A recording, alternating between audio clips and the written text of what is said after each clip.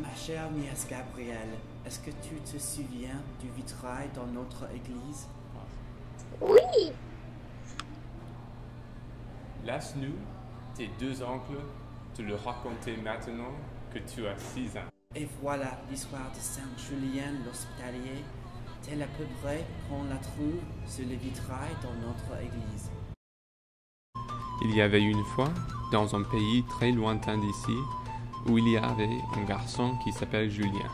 Une fois, dans la nuit, après de sa naissance, un vieillard d'un froc de beurre avec un chapelet au côté, il s'approcha de son chevet et lui dit sans de serrer les lèvres « Rejoins-toi, ô mère, ton fils sera enceinte. » Le lendemain, quand le père, enveloppé d'une pelisse de renard, était en train de marcher au pied, un bohème lui a dit « ton fils, beaucoup de sang, beaucoup de gloire, toujours heureux, la famille d'un empereur. » Les deux parents se cachèrent le secret.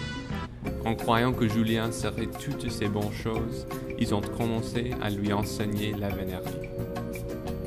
Le maître y démontrait à son élève l'art de la musculation, comment chercher la protéine, les vitamines et de l'eau, et de quelle manière on lance les animaux. Après sa préparation, il est parti pour chasser seul.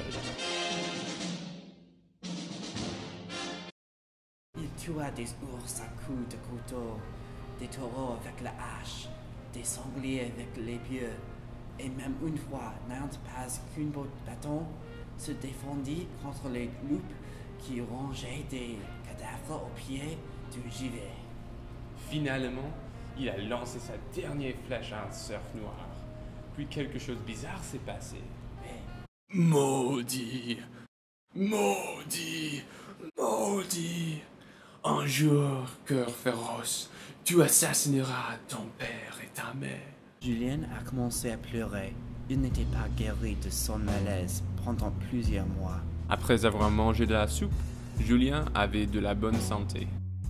Un soir d'été, à l'heure où la brume rend les choses indistantes, il aperçut tout au fond 2 ailes blanches qui voletaient à la hauteur de l'espalier.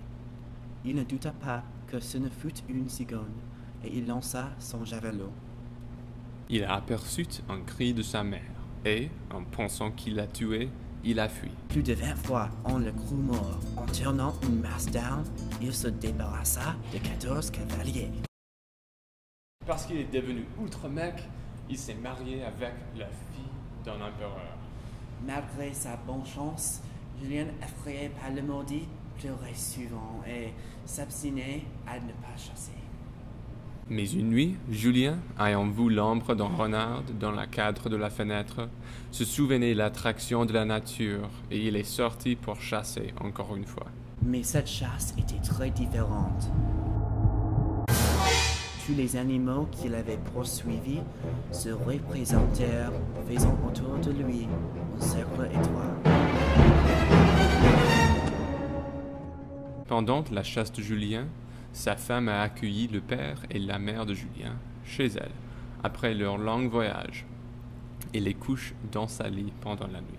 Julien, effrayé par sa chasse, est retourné avec une fureur insensible. Pensant qu'il a vu sa femme au lit avec un autre homme, il a tué les 2 occupants de son lit. Après s'être rendu compte de ce qu'il a fait, il a fui encore une fois et est devenu vagabond. Il se trouvait près d'un rivage de la fleuve Charles, la fleuve la plus connue pour sa réputation d'être tumultueuse. Une vieille barque, enfouie à l'arrière, dressait sa proue dans le roseau.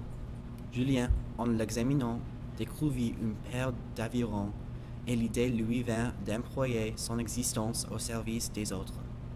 Une nuit, pendant un ouragan, quand la fleuve avait de l'eau plus noire que de l'encre, Julien a entendu son nom en haute voix 3 fois. C'était une lèpre odieuse avec les prunelles plus rouges que des charbons. Après avoir lui aidé à traverser la fleuve Charles, Julien lui a donné de la nourriture, de l'eau et de la chaleur quand la lèpre lui les a demandées. Grâce à ses actions altruistes, Julien était apporté au ciel par notre Seigneur Jésus, déguisé comme la lèpre.